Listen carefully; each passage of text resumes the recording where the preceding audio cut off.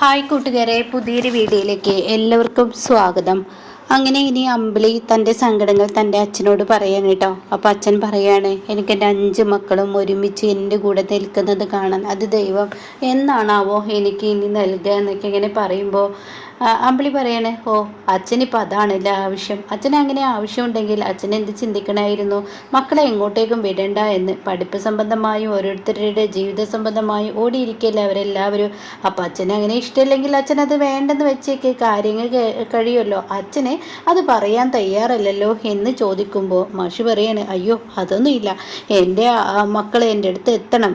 അപ്പോൾ അച്ഛൻ പറഞ്ഞതുപോലെ എല്ലാവരും ലാസ്റ്റ് അച്ഛൻ്റെ അരികിലോട്ട് തന്നെ എത്തുമെന്ന് പറയണേ കേട്ടോ. ഈ സമയം അമ്പിളി പറയണേ, അച്ഛാ എൻ്റെ മനസ്സിൽ വല്ലാത്തൊരു കുറ്റബോധം, ഞാൻ ചെയ്തത് തെറ്റാണെന്ന് എനിക്ക് നന്നായി അറിയാം. അതുകൊണ്ട് എൻ്റെ അച്ഛൻ എന്നോട് ക്ഷമിക്കണം. കാരണം അനിയത്തിമാരെ കുറിച്ച് ഞാൻ അങ്ങനെയൊന്നും പറയരുതായിരുന്നു. എൻ്റെ അനിയത്തിമാർ ഒരു തെറ്റും ചെയ്തിട്ടില്ല എന്നൊക്കെ ഇങ്ങനെ പറയുമ്പോൾ തന്നെ അച്ഛൻ പറയാണ്, എടുത്തു ചാടി ഓരോ വാക്കുകൾ പറയുമ്പോൾ സൂക്ഷിച്ച് സംസാരിക്കണം. ഇതാണ് അമ്പിളി പറയുന്നത്. ഇങ്ങനെ ഓരോന്ന് എടുത്തു ചാടി ആരോടും എപ്പോഴും പറയരുത് എന്നൊക്കെ പറഞ്ഞ് മാഷിൻ്റെ ആ തട്ടിക്കൂട്ട് വാക്കുകൾ കേട്ടോ. ഓ ആയിക്കോട്ടെ, ഒരു കാര്യം ഞാൻ പറഞ്ഞേക്കാം. നീ പറയുന്ന ഓരോ വാക്കുകൾ കേൾക്കുമ്പോൾ ചിലപ്പോൾ കാണുന്നവർക്ക് അപകടം സംഭവിക്കാം, മരണം സംഭവിക്കാം, അതല്ലെങ്കിൽ നിനക്ക് തന്നെ എന്തെങ്കിലും സംഭവിക്കാം. ഇതൊക്കെ ആലോചിക്കുന്നത് നല്ലതാണ് കേട്ടോ എന്നും പറഞ്ഞ് അമ്പിളിയെ സൂചിപ്പിച്ച് അങ്ങ് പോവുകയാണ്. ഇതേ സമയം ഇങ്ങനെ കിച്ചണിൽ ഓടിച്ചാടി പണിയെടുക്കുകയാണ് ശേഖരൻ. ഓരോ കറികൾ ഉണ്ടാക്കി ഇങ്ങനെ പാത്രത്തിലോട്ട് ഒഴിച്ചും കൊണ്ടിരിക്കുകയാണ്. ആ സമയമാണ് സുശീലയുടെ കടന്നു വരവ്. സുശീല വരുന്നത് തന്നെ പദ്ധതികളോടുകൂടിയാണ്. അങ്ങനെ സുശീല കയറി വരികയാണ്. സുശീല വന്നപാട്, ഡോ തന്നോട് ഞാൻ പറഞ്ഞില്ലേ എൻ്റെ സാരി പുറത്ത് കൊണ്ടുപോയിട്ടിട്ടുണ്ടെന്ന്, അത് പോയിട്ട് താൻ സോപ്പും പൊടിയിൽ കുറച്ച് നേരം ഇട്ട് വെക്ക്. എന്നിട്ട് കുറേ മണിക്കൂറുകൾക്ക് ശേഷം അത് നീ അലക്കാൻ നോക്കൂ. അത് ഏകദേശം 1 മണിക്കൂറൊക്കെ കഴിഞ്ഞോട്ടെ. ഓ ആയിക്കോട്ടെ. അപ്പോഴും ശേഖരൻ തിരിഞ്ഞു നോക്കുന്നില്ല. എന്താടോ തന്നോട് ഞാൻ പറയുന്നതൊന്നും താൻ കേൾക്കാത്ത? താനൊന്ന് തിരിഞ്ഞു നോക്കടോ, താൻ പറഞ്ഞത് ചെയ്യടോ. അയ്യോ ഇവിടെ എനിക്ക് പണിയുണ്ട്, അതിപ്പം ചെയ്യണ്ട. ഇപ്പം ഞാൻ പറഞ്ഞ പണി ചെയ്യും, എൻ്റെ പണിക്കനുസരിച്ച് നീ നിൽക്കണം എന്നൊക്കെ പറയുമ്പോൾ താൻ എന്തോന്ന് പറയാനാണ്. താൻ അവിടെ നിന്ന് പോവുകയാണ് കേട്ടോ. താൻ ഓടിച്ചെന്ന് ആ ഒരു പണി ചെയ്യാൻ ഒരുങ്ങുകയാണ്. ഇതേ സമയം സുശീല ഈ വാക്കുകൾ പറയുമ്പോൾ നല്ല വേദനയുണ്ട് കേട്ടോ. എന്നാലും എന്ത് ചെയ്യാൻ, തനിക്കത് ചെയ്തല്ലേ പറ്റുള്ളൂ. അപ്പോഴേക്കും പാത്രങ്ങൾ തുറന്ന് നോക്കുകയാണ്. ഓ അപാര രുചി തന്നെ ഇയാളുടെ കറിക്ക് എന്നൊക്കെ ഇങ്ങനെ പറയുന്നുണ്ട്. പിന്നീട് കാണിക്കുന്നത് ചായ കുടിക്കുന്ന, അതായത് കുഞ്ഞുങ്ങളുടെ അടുത്തോട്ട് പോയിരിക്കുകയാണ്. അതായത് വിനയൻ്റെ കുഞ്ഞുങ്ങളുടെ അടുത്തോട്ട് അമ്പിളി അനുപമയും കൂടി പോവാണ്. വെമ്പിളി പറയണേ, കുഞ്ഞുങ്ങളെ കാണുമ്പോൾ എനിക്ക് വല്ലാത്തൊരു വിഷമം. ഇപ്പം ഞാൻ വിശേഷമാവണ്ടായിരുന്നു എന്ന് തോന്നുന്നു. കാരണം ഈ കുഞ്ഞുങ്ങളെയൊക്കെ നോക്കുക എന്നുള്ളത് എൻ്റെ ഒരു ഉത്തരവാദിത്തമല്ലേ, അത് ഞാൻ ചെയ്യേണ്ടേ. ചീരി വരുന്നത് പോലെ അതിന് എനിക്ക് പറ്റില്ല.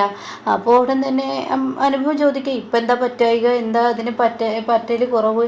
അത് 2-3 മാസമൊക്കെ കഴിഞ്ഞ് ഇനി എനിക്ക് ഇങ്ങോട്ടേക്ക് വരാൻ പറ്റുമോ എന്ന് തന്നെ എനിക്ക് തോന്നുന്നില്ല.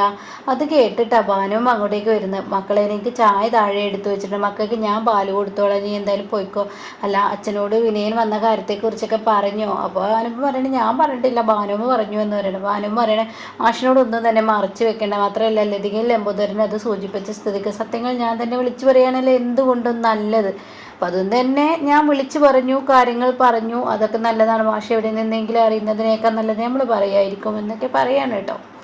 അങ്ങനെ ഇവർ ചായ എടുത്ത് താഴോട്ട് പോവുകയാണ്. അങ്ങനെ ചായയൊക്കെ കുടിക്കുന്നതിനിടയ്ക്ക് അമ്പിളി പറയാണ്, എന്താണെങ്കിലും വിശേഷമാവണ്ടായിരുന്നു, എന്തുകൊണ്ട് എന്ന് ചോദിക്കുമ്പോൾ ചിരുവിൻ്റെ കുഞ്ഞുങ്ങളെ നോക്കാൻ എനിക്ക് കഴിയില്ല. കഴിയില്ല എന്നുള്ളത് ചേച്ചിയുടെ തോന്നലാണ്. കാരണം ഇങ്ങനെ ഒരു പ്രഗ്നൻ്റ് ഉണ്ടെന്നുള്ളത് മനസ്സിൽ ചിന്തിച്ചാലാണ് ബുദ്ധിമുട്ടുകളും വിഷമങ്ങളൊക്കെ തോന്നലില്ല. ഇപ്പോൾ ഓക്കാനും ഛർദിലൊക്കെ തുടങ്ങിയിട്ടുണ്ട്. അതൊക്കെ ഒരു ഗർഭിണിക്ക് പറഞ്ഞതല്ലേ. അത് മാത്രമല്ല എനിക്ക് 3 മാസം കഴിഞ്ഞാൽ ഇനി നടക്കാൻ പറ്റുമെന്ന് തോന്നുന്നില്ല. നിനക്കറിയുന്ന അല്ലേ ലച്ചുവിനെ ഞാൻ സിസേറിയൻ അല്ലേ എനിക്ക് വന്നത്. എൻ്റെ അമ്പിളി ചേച്ചി അന്നത്തെ സാഹചര്യമല്ലല്ലോ ചേച്ചിക്കിപ്പോൾ യാതൊരുവിധ കുഴപ്പമില്ല. കാരണം എന്തെന്ന് വെച്ചാൽ ചേച്ചിക്കിപ്പോൾ രഘുവേട്ടൻ എല്ലാം കൊണ്ട് നല്ല നിലയിലായിരിക്കുകയാണ്. അന്ന് രഘുവേട്ടന് പ്രസവ സമയത്ത് എത്തിക്കാൻ പറ്റാതെ ഈ വീട് പോലും പണയത്തിലോട്ട് കൊണ്ടുപോകുന്ന അവസ്ഥ വന്നിട്ടുണ്ട്. അയ്യോ അതെനിക്ക് ആലോചിക്കാൻ തന്നെ വയ്യ. ആ വീട് വിറ്റ കഥയൊക്കെ അറിയില്ലേ. അപ്പോൾ അങ്ങനെ ഒരു സാഹചര്യം ഇപ്പം ഇല്ലാത്തത് കൊണ്ട് തന്നെ ചേച്ചിയുടെ പ്രസവമൊക്കെ സുഖകരമായി കഴിയും എന്നൊക്കെ പറയുമ്പോൾ ഓ ആയിക്കോട്ടെ എന്നും പറയണം കേട്ടോ. പിന്നീട് ശേഖരൻ്റെ അടുത്ത് വന്നിട്ട്, അതെ എനിക്കുള്ള ലഞ്ച് എടുത്തു വെക്കാമെന്ന് പറഞ്ഞിട്ട് താങ്കൾ എടുത്തു വെച്ചോ എന്നൊക്കെ ചോദിക്കുകയാണ് സോന. അപ്പോൾ ആ മോളെ എടുത്തു വെച്ചതാ എന്നൊക്കെ പറഞ്ഞ് ഒരു കർച്ചീഫ് കൊണ്ട് തുടച്ച് അതൊക്കെ പാത്രത്തിലാക്കി കൊടുത്തത് വെള്ളം ബോട്ടിൽ എന്നൊക്കെ പറഞ്ഞ് കൊടുക്കുകയാണ്.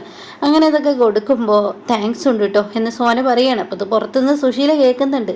അപ്പോൾ ഈ സമയം സോന ഇത് പറയുമ്പോൾ ഒട്ടും തന്നെ സുശീലക്ക് ഇഷ്ടപ്പെടുന്നില്ല. അപ്പോൾ ഇവിടെ ശേഖരനാണെങ്കിലും മോളെ എന്ന് പറഞ്ഞ് വിളിക്കണം. എന്താണാവോ അത് നീ സിന്ദൂരം നെറ്റിയിൽ ഇട്ടിട്ടില്ല എന്ന് പറയുന്നത്. അത് കേൾക്കുന്ന സോനക്ക് അങ്ങ് ദേഷ്യം പിടിക്കുകയാണ്.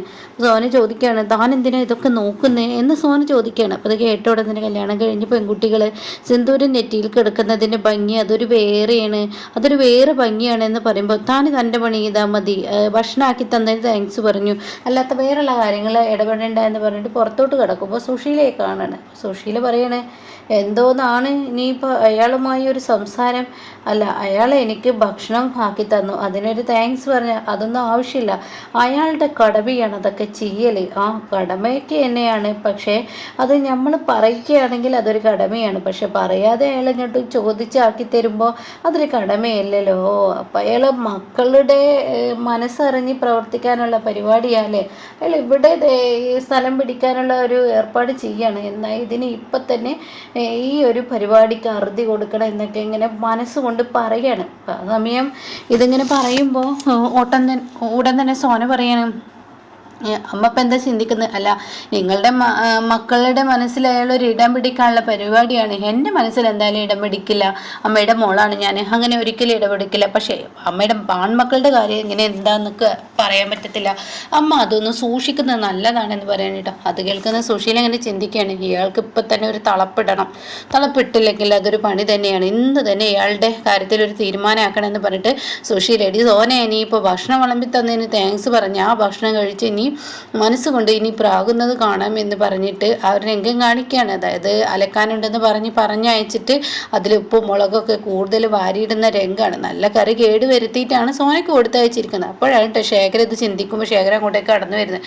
അപ്പോൾ ശേഖരനോട് പറയണോ, ഡോ താനേ എൻ്റെ വീട്ടിൽ ഞാൻ പറഞ്ഞ പണി ചെയ്താൽ മതി, തൻ്റേതായ ഒരു പണി ഇവിടെ ചെയ്യണ്ട, തന്നോട് ഞാൻ പറഞ്ഞിട്ടില്ലടോ, എന്നിട്ട് താൻ എന്താണോ ഈ ഓരോ ദിവസം ഓരോന്ന് കാട്ടിക്കൂട്ടുന്നത്, അതിനെന്താ സുശീല ഞാൻ ചെയ്തത്? നീ എൻ്റെ മകൾക്ക് അറിഞ്ഞുകൊണ്ട് ഭക്ഷണം അത് എൻ്റെ മോള് പുറത്ത് പോകുമ്പോൾ വിശന്നിരിക്കണ്ടല്ലോ എന്ന് കരുതി ഭക്ഷണം കൊടുക്കുന്നതിൽ എന്താ തെറ്റ്? ഓ താൻ അങ്ങനെ തെറ്റും ശരിയാ എന്നെ പഠിപ്പിക്കാൻ നിൽക്കണം, ഞാൻ പറഞ്ഞ പണി മാത്രം ചെയ്താൽ മതി, തൻ്റേതായ ഇഷ്ടത്തിലുള്ളൊരു പണി ഇവിടെ വേണ്ട. പിന്നെ എൻ്റെ മക്കളെ മോള് കൂള് എന്നൊന്നും വിളി നിർത്തണ്ട, ഇനി അങ്ങനെ വിളിക്കണ്ട, ഇനി അങ്ങനെ വിളിച്ചു കഴിഞ്ഞാൽ തൻ്റെ കണ്ണും കാതൊക്കെ ഞാൻ കുത്തിപ്പൊട്ടിക്കും. അത് കേൾക്കുന്ന ശേഖരൻ പറയണേ, അതായിരിക്കും ഏറ്റവും നല്ലത്, എൻ്റെ കണ്ണും കാതൊക്കെ അങ്ങ് കുത്തിപ്പൊട്ടിച്ചേക്കെന്ന് പറയാണ്.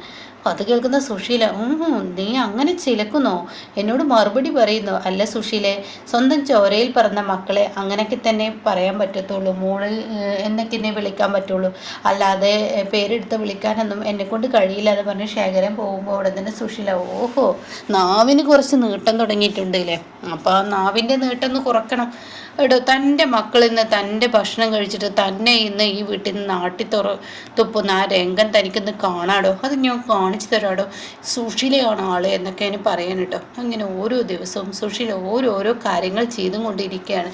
അറുതിയില്ലാത്ത പ്രവൃത്തികൾ തുടങ്ങുകയാണ് സുശീലയുടെ കുനിഷ്ഠിനും കുഞ്ഞായ്മക്കും യാതൊരു അവസാനവും ഇല്ല കേട്ടോ.